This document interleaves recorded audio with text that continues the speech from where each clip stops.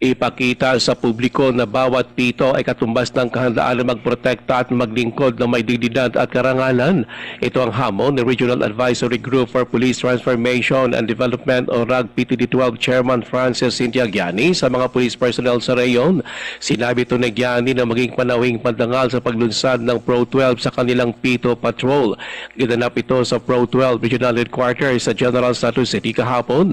Binigyan din pa ni Giani na maliban sa pagdadala ng mga pito, kailangan din ng mga pulis na maging mapanuri, matapang at higit sa lahat maging makatao. The greatest police officer is not the one who arrests the most people, but the one who prevents the most crime by simply being present, being fair, and being kind.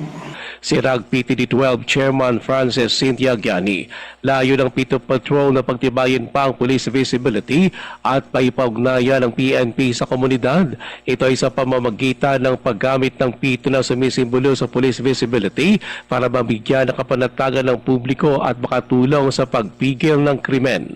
Ruel Usano, NDBC Bida Balita.